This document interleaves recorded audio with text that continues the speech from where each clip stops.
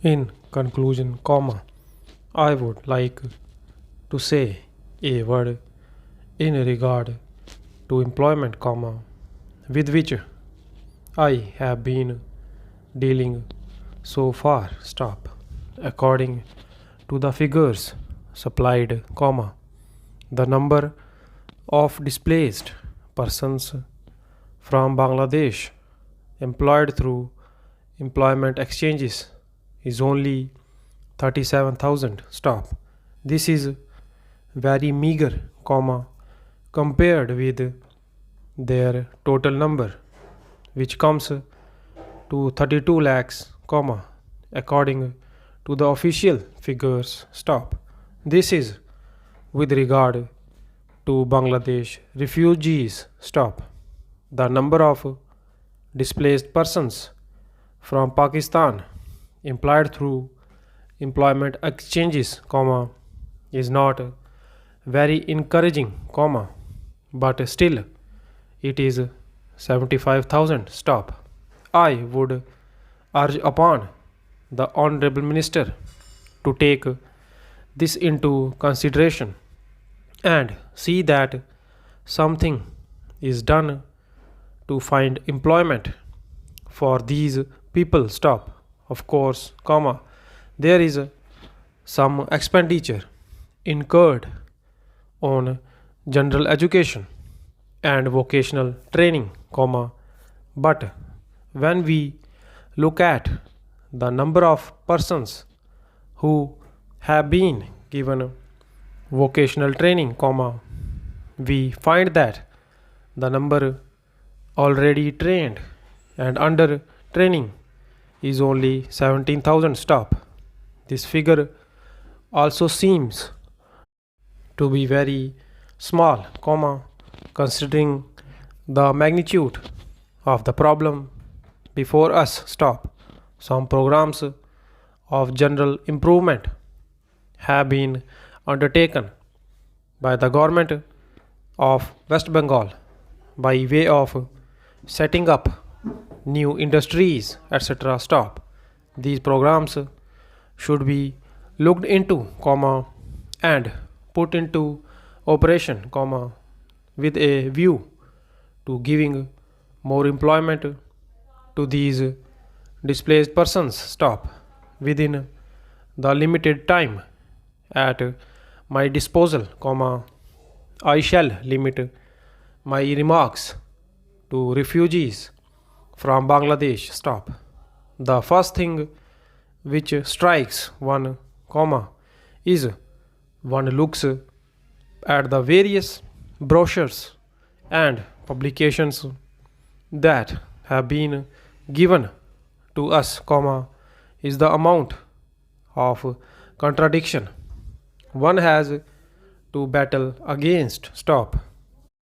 The first contradiction is in regard to the number of persons government think they have rehabilitated in West Bengal. Stop.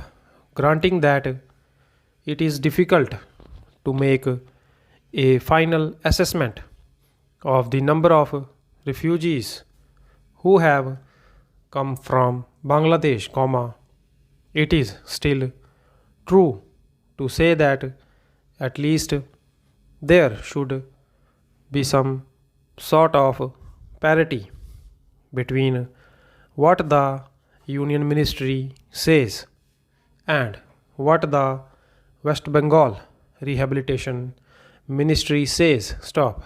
Only a few days ago, comma, the West Bengal Minister of Rehabilitation said that there are 22 lakhs of refugees who have to be rehabilitated, comma, but the central government's figures are 31 lakhs. Stop. Unless the government know the number of people they have to budget for, comma, it is rather bewildering to know how they mean to plan in bringing about their rehabilitation. Stop. As a matter of fact, many other sources believe that the figures is far higher, but in any case, there should be some parity and some idea as to the extent of the rehabilitation problem which still remains before the people of West Bengal stop. The other contradiction is this stop. On the one hand, Shrimati Renuka Rai says that in the near future they will be making a successful completion of the work of economic rehabilitation of refugees in that state, but only last year Shri A.P. Jain said that as yet the problem of the displaced persons from Bangladesh was a matter which was giving some concern. I really do not understand why, in spite of Shri A.P. Jain recognizing that the problem is still quite serious, Shrimati Renuka Rai should have made such a statement. Yet, when we heard the Honorable Finance Minister, we find that there has been a big shortfall in rehabilitation budget.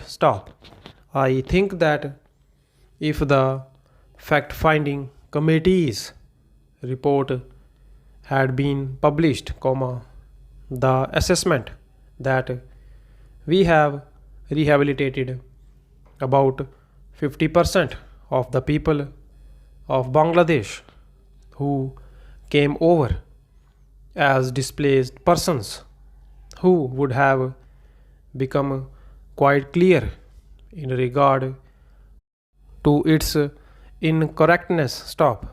As a matter of fact, when we went round the camps and colonies in West Bengal, we found that as yet, not more than 15% of the people have been rehabilitated, in the sense that they are able to eke out their subsistence on the poorest levels. It is not more than 15%, and I think the figures of the fact-finding committee are still lower. I think this is something that we have to take very seriously and put our minds to, and apply all the resources that we have to find out how we will be able to tackle this problem of rehabilitation. Now, coming to the question of relief, I feel that until we are able to give really proper rehabilitation, we cannot withdraw relief. It is no use arguing whether relief leads to lethargy and moral slackness, unless our rehabilitation policies are fruitful, have we any right to starve the people to death? As a matter of fact, Shri A.P. Jain may know that in West Bengal, the incidence of tuberculosis amongst the refugee population is very high. Only a small percentage of them is catered for by the medical relief given by the Directorate of Rehabilitation staff.